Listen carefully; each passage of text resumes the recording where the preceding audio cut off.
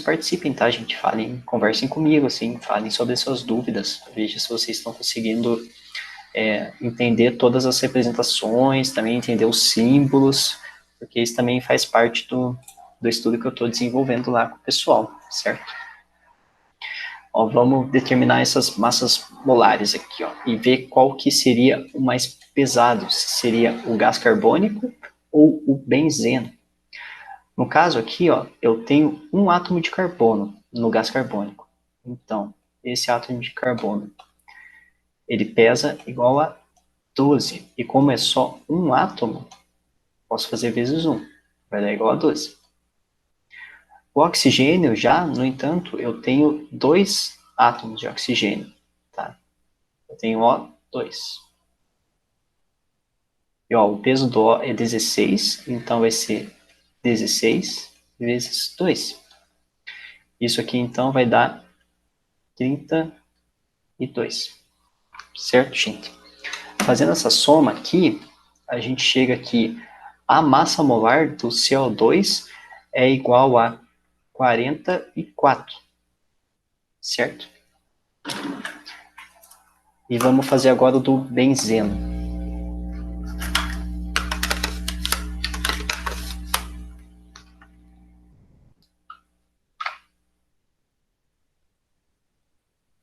E isso aqui, ó, esse 44 aqui que eu descobri é 44 gramas por mol. O que esse gramas por mol me diz? Me diz que 1 mol de CO2 apresenta 44 gramas de gás carbônico, certo, gente? Isso é bem importante para vocês, que vocês saibam fazer, tá? Saber quanto que equivale a 1 mol. Só imaginar, então, que 1 mol vai equivaler a 44 gramas de CO2. E agora, olha o C6. Carbono é 12, vezes 6 átomos de carbono. Tá? E o H aqui, o H, eu tenho também 6 átomos de hidrogênio. Então, a massa molar do hidrogênio é 1, tá? 1 grama por mol. E eu tenho 6 átomos dele. Então, é vezes 6 também. Então, ó, 12 vezes 6 é igual a 72. E 1 vezes 6 é igual a 6. Fazendo essa soma aqui, então eu chego a 78 gramas por mol. E o que o grama por mol me diz? Que 1 mol de benzeno vai ter 78 gramas de benzeno. Então, se eu perguntar para vocês, ó, qual que é mais pesado? O CO2 ou o benzeno? Vocês vão falar que se eu tenho 1 mol de cada um, com certeza o benzeno vai ser bem mais pesado do que o gás carbônico, tá? É essa a ideia que desses exercíciozinhos de calcular a massa molar, tá bom? A gente chega, então, nesse momento, no segundo momento pedagógico, que seria a organização desse nosso conhecimento, tá? Que é, primeiro, tentar relacionar o assunto que foi tratado com os cálculos estequiométricos. Vocês me ajudem aqui. Vocês conseguiram ver que aquele conteúdo que a gente estudou sobre história da ciência tem a ver até hoje com os cálculos estequiométricos, e tanto a pesquisa do Pritzler quanto a pesquisa do Lavoisier envolviam também cálculos estequiométricos?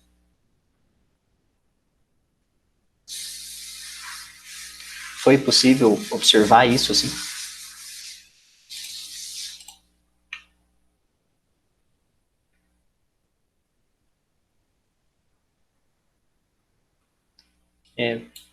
Perfeito, Gustavo.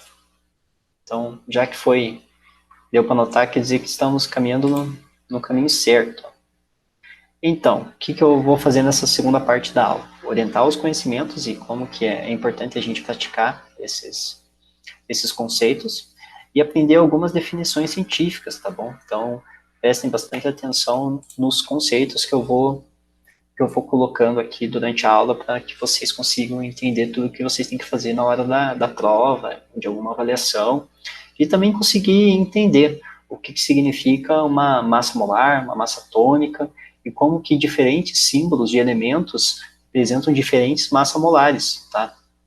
Então, você tem que saber que o oxigênio equivale a 16 gramas por mol, já o carbono equivale a 12 gramas por mol. Então, se você tem um átomo de oxigênio, você, obviamente, vai saber que um átomo de oxigênio é mais pesado do que um átomo de carbono. Por quê? Porque um átomo de oxigênio equivale a 16 gramas por mol, e um átomo de carbono equivale a 12 gramas por mol, tá?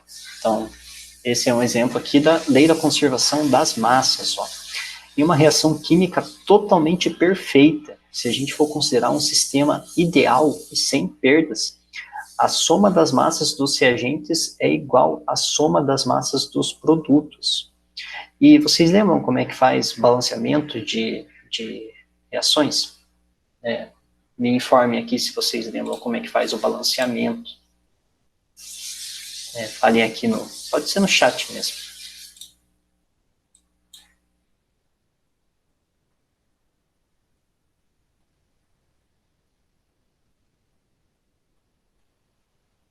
Por exemplo, essa reação aqui, ó, do carbono mais oxigênio formando CO. Vocês conseguiriam balancear essa reação?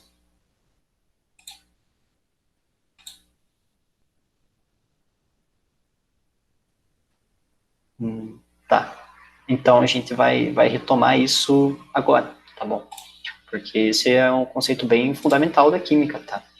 Essas, esses balanceamentos, assim, ele é super necessário, tá? Para qualquer reação que vocês virem, vocês sempre têm que ficar atento ao balanceamento, e se ele está balanceado de uma forma correta. Ó. No caso, aqui, como que é a regra do balanceamento? Vocês vão ter que fazer o balanceamento a partir de uma regrinha que dá certo na maioria das vezes, tá? É muito difícil algum momento que não dá certo essa regrinha. A sequência que vocês vão começar se chama assim, ó, macho, tá? Por que que é macho? Porque vocês começam balanceando os metais. Aqui não tem nenhum metal, tá? Tanto carbono quanto oxigênio, eles não são metais, tá bom? Então, não tem nenhum metal para você balancear. Depois dos metais, você balanceia os não metais, ou seja, os ametais. Mas aqui também não tem nenhum ametal, tá bom? Porque carbono e hidrogênio, eles estão aqui, ó, na outra parte do macho. Então, a primeira coisa que você tem que balancear é o carbono, certo? E eu quero começar pelos maiores números inteiros. Como eu vou começar pelos menores números inteiros, eu não vou querer fração aqui nesse exemplo que eu estou dando. Então, para não ter fração, eu tenho que começar com um 2 aqui e um 2 aqui, tá bom? Daí eu não tenho mais hidrogênios na minha reação, tá? Então, não precisa balancear hidrogênios, mas eu ainda tenho que balancear esse oxigênio aqui, ó. No caso, se eu não escrever nada, significa que é 1, tá?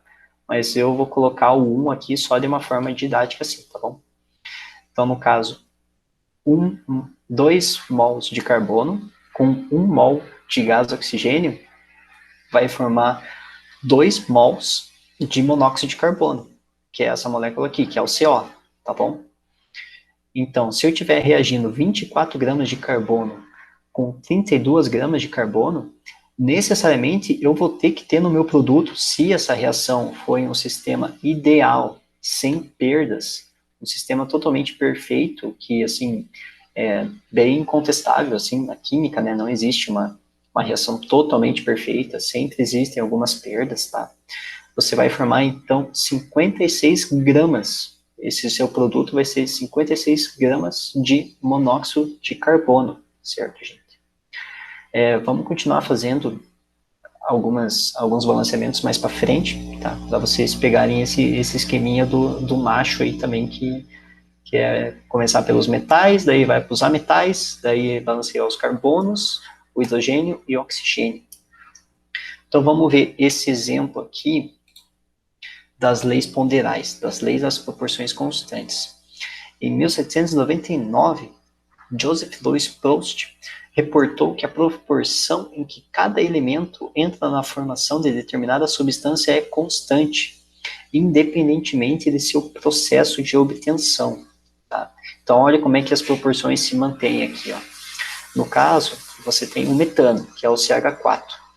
Então, se você fosse quebrar essa molécula, assim, você ia formar carbono e hidrogênio. Tá? Se você tem 4 gramas de metano, você necessariamente teria que formar 3 gramas de carbono e 1 grama de hidrogênio, porque se mantém essa proporção 3 para 1, tá bom? E no caso, ó, porque seriam 16 gramas de carbono, ela vai necessariamente, então, se eu quebrar essa molécula em carbono e hidrogênio, vai ter que ter 12 gramas de carbono e 4 gramas de hidrogênio.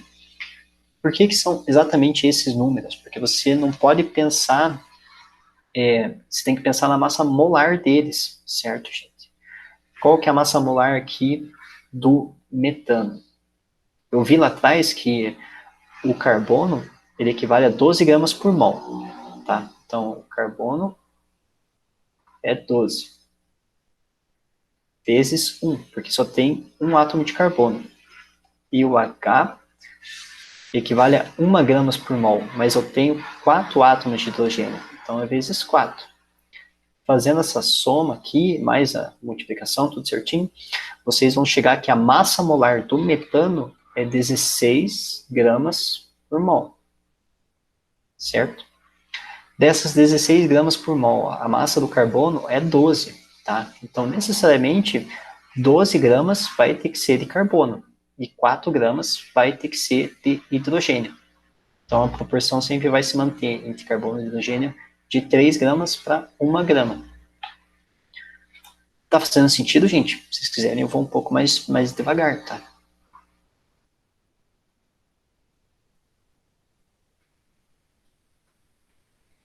Ó, e continuando, existe também a lei das proporções constantes, que é o mesmo conceito, tá? No caso aqui, a gente tem a massa do etano, e quando você quebra essa molécula, vai ter alguma massa de hidrogênio e alguma massa de carbono aqui. Então, qual que seria a massa molar do etano? A gente viu que o carbono é 12, certo? Mas eu tenho 2 átomos de carbono, então isso dá 24. E a gente viu que o hidrogênio é 1, só que eu tenho 6 átomos de hidrogênio. Então, vezes 6, isso é igual a 6. Fazendo essa soma, eu chego então em 30 gramas por mol. Essas 30 gramas por mol, se eu quebrar essa molécula em hidrogênio e em carbono, necessariamente 6 gramas vão corresponder à minha massa de hidrogênio e 24 gramas vão corresponder à massa de carbono, tá? Porque são dois átomos de carbono. Então, fazendo essa proporção, você vai chegar que a proporção, que a razão de massa de hidrogênio entre a razão de massa de carbono é 1 sobre 4, certo, pessoal? Ó, então, vamos fazer aqui um exemplo prático. Vou dar uns minutinhos para vocês fazerem, tá? No caso, ó, lei das proporções constantes. Observar essa tabela e determinar o valor de x e y nessa experiência, ó. Então, você tem a proporção de 1 para 4 de hidrogênio e carbono, e, no caso, você fazendo essa soma, né, vai dar igual a 5, tá, de quantidade de metano. Lembrem-se de vocês verem a massa molar, tá bom? E em relação à experiência A, ó, eu tenho 10 gramas de carbono. Quantas gramas, eu tenho 10 gramas de hidrogênio. Quantas gramas de carbono é necessário você somar para que você chegue naquelas 50 gramas de metano? E a experiência B embaixo, que você já tem a quantidade de carbono, você já tem 16 gramas de carbono. E quantas gramas de hidrogênio, então, você tem que somar do hidrogênio para você chegar nessas 20 gramas de metano? E a proporção em massa das substâncias que reagem e que são produzidas numa reação é constante e invariável, se essa reação for ideal, tá bom? Vocês conseguem fazer rapidinho aí? No caso, o valor de X ali vai ser quanto que falta de carbono para você completar ali as 50 gramas de metano. E na experiência B é quantas gramas de hidrogênio que falta para você completar as 20 gramas de metano.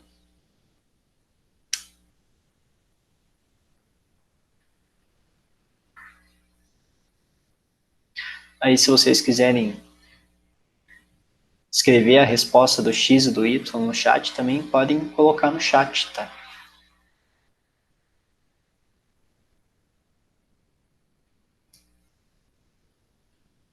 Ou podem também abrir o microfone e falar. É bem simplesinho, né? Continha demais aqui, tá bom?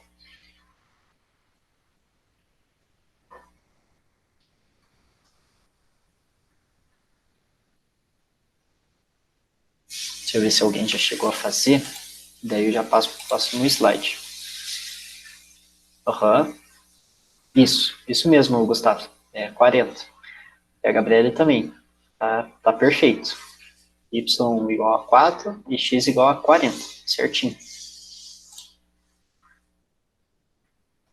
Entendendo por quê? Que vai ser 44? Porque, ó, aqui o x ele tem que ser igual a 40. Porque 40 mais 10 vai fechar os 50 aqui do metano. E o y ele tem que ser igual a 4, porque o 4 mais o 16 vai fechar as 20 gramas aqui do metano. Então, x igual a 40 e y igual a 4, tá, gente? Aqui tem a correçãozinha. Espero que todos estejam entendendo. O que é mais importante vocês entenderem desse conceito é que na natureza nada se cria, nada se perde, tudo se transforma. Essas gramas aí que estão sendo queimadas, a gente viu ali a reação de O2. Essa reação de O2 aqui é um exemplo de reação de combustão, tá? Quando ocorre uma reação de combustão, essa massa aí do que foi queimado, ela não se perde, tá? Elas continuam na atmosfera, só que em forma de outro gás, tá bom? Então, por isso que a gente tem que tomar tanto cuidado com a poluição, tá? Porque ela não se perde, ela se mantém. Ela vai para algum lugar, tá? E esse lugar aí pode ser que volte para a gente mais tarde.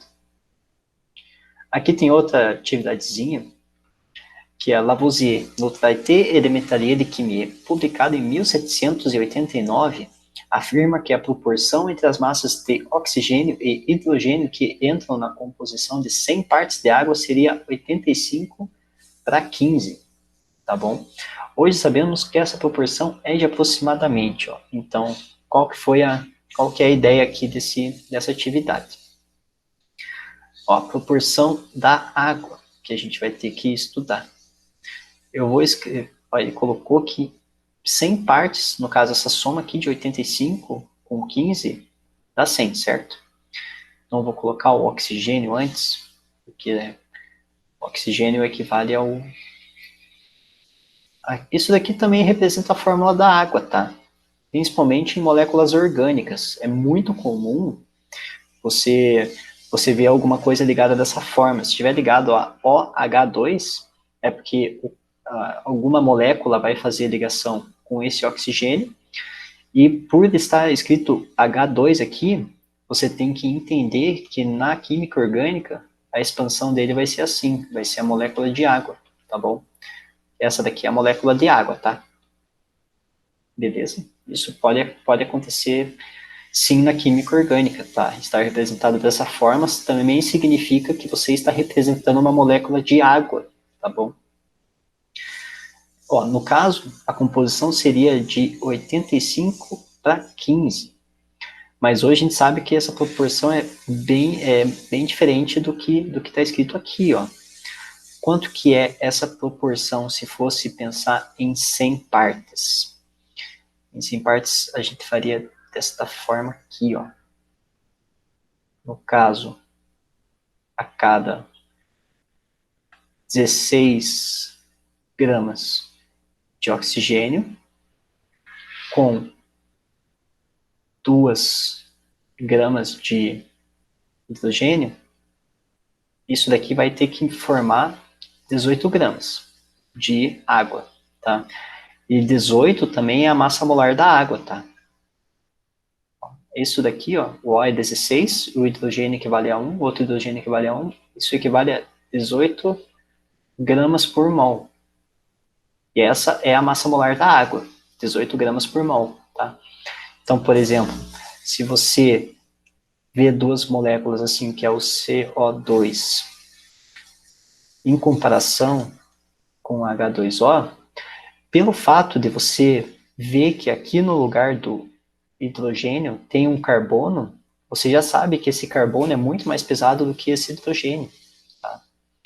E também só por ter uma molécula de O, né, aqui você tem duas moléculas de O, você já sabe então que o gás carbônico, um mol de gás carbônico vai ser bem mais pesado do que um mol de água, certo, gente? Enfim, mas eu não quero saber para 18 partes, eu quero saber para 100 partes, tá, de água. Então, o que você pode pensar aqui? Que isso daqui vai dar uma regra de 3, certo, gente? E quanto que vai ser a resposta dessa regra de 3? Ó? Vocês sabem fazer regra de 3? Sim. Então, aqui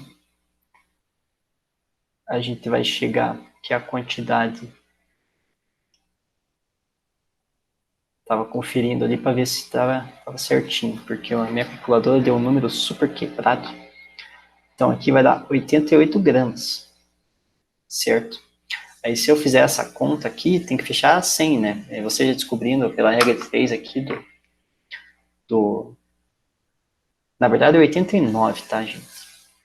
Para bater ali com a resposta. É que no meu deu 88,8, mas quando arredonda de 88,8 vai para 89. Então, 89. E aqui vai ser, então, vai ter que ser 11 para fechar 100 gramas. Então, qual que é a proporção de oxigênio e hidrogênio? Vai ser 89 e 11, tá? Então, ficaria 89, 2,11, que no caso aqui é a resposta a letra E, certo? Então, só entender que na natureza nada se cria, nada se perde, tudo se transforma, tá? Então, aqui, ó, se vocês quiserem dar mais uma olhadinha na resolução, para vocês fixarem melhor. Ó. A proporção de Lavoisier para a formação de água foi de 85 e 15. Hoje sabemos que a proporção é formada por 2 átomos de hidrogênio com 1 átomo de oxigênio. E 2 átomos de oxigênio têm um peso de 2 gramas por mol. Já 1 átomo de oxigênio tem um peso molecular de 16 gramas por mol. Tá? Então, a proporção vai ser 89 para 11 de oxigênio e hidrogênio. Beleza? Ó, mais uma questão aqui que envolve o Lavoisier. Antoine Lavoisier, o iniciador da química moderna, realizou por volta de 1775 vários experimentos. Em um desses experimentos, aqueceu 100 gramas de mercúrio na presença de ar, dentro de um recipiente de vidro fechado, obtendo 54 gramas de óxido vermelho de mercúrio, tendo ficado, ainda sem reagir, 50 gramas de mercúrio. Interessante, né? Então, eu obtive 54 gramas do meu produto, que é o óxido de mercúrio vermelho, e ainda faltou reagir 50 gramas de mercúrio. Então, ele pergunta qual que é a razão de massa de oxigênio e a de mercúrio que reagiram. Então, como que eu vou fazer essa questãozinha? A gente vai saber a reação, tá? No caso, você tem o mercúrio com o oxigênio, formando óxido de mercúrio, certo? E você sabe que formou 54 gramas de óxido de mercúrio e que ainda faltam reagir 50 gramas de mercúrio, ou seja, as outras 50 gramas, porque eram 100 gramas que você tinha de mercúrio, as outras 50 gramas reagiram. E para eu formar essas 54 gramas de mercúrio, eu preciso que 4 gramas de oxigênio tenham reagido com esses 50 gramas de mercúrio, para que se mantenha a proporção das massas. Digamos que essa reação ela é totalmente perfeita, não tem nenhuma interferência, não tem nenhuma perda para o ambiente, tá? Então, você faz, então, a massa de oxigênio que reagiu, que é 4, divididos pela massa de mercúrio que reagiu, que foi 50 gramas. Essa proporção vai ser igual a 0,08. Agora, esse daqui eu gostaria que vocês fizessem, tá? Essa aqui tem uma pegadinha, assim, na verdade. Ó, os pratos A e B de uma balança foram equilibrados com um pedaço de papel em cada prato. e efetuou-se a combustão apenas do material contido no prato A. Esse procedimento foi repetido com a palha de aço carbono em lugar do papel, aqui nessa outra parte. Após cada combustão, o que foi observado? Ó? Quando você queima o papel, o que acontece aqui com esse papel? Ó? Você vai formar cinza. Quando você tem uma combustão completa, vocês sabem o que forma? É bem importante esse conceito aqui, tá? Sempre que tiver uma combustão completa, você vai formar CO2 mais H2O. Certo, gente? Sempre que vocês têm uma combustão totalmente perfeita, você forma CO2 e água, tá? Gás carbônico e água. E o papel B foi mantido normal. Agora, quando você queima uma palha de aço, ela não vai formar cinzas, tá? Você vai formar o óxido de ferro. Então, nessa balança A aqui, você vai formar Fe2O3, certo? E vocês concordam que cinzas são bem mais leves do que papel, né? Sim, Beleza. Então todos concordam com isso. O que vai acontecer então com essa cinza?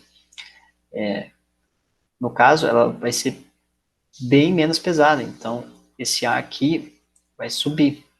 O B, como o papel vai ficar mais pesado que a cinza, vai descer. Já quando você queima o aço carbono, ó, além de você ter só o ferro, você também uniu o oxigênio a esse ferro, e esse oxigênio ele tem um peso também, tá bom? Então, aqui nesse segundo experimento, esse material aqui ele vai acabar ficando mais pesado, tá?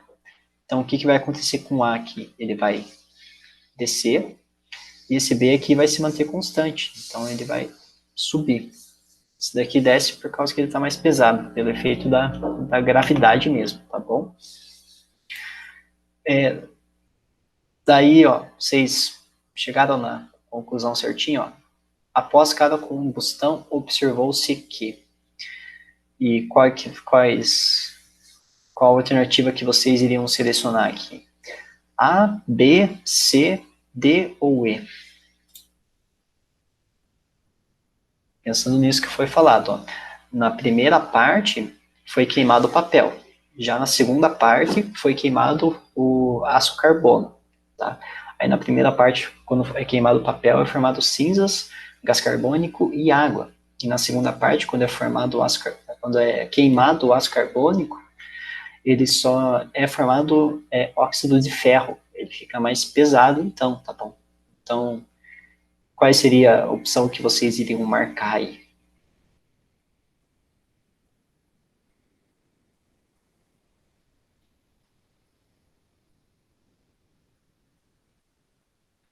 Ops, só vocês nem me avisaram do tempo aí, já estamos acabando.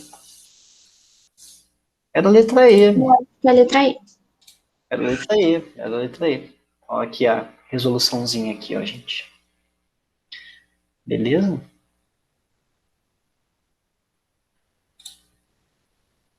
Ficou um pouco mais claro o formulário que vocês responderam hoje também? Sim. O que vocês vão ter que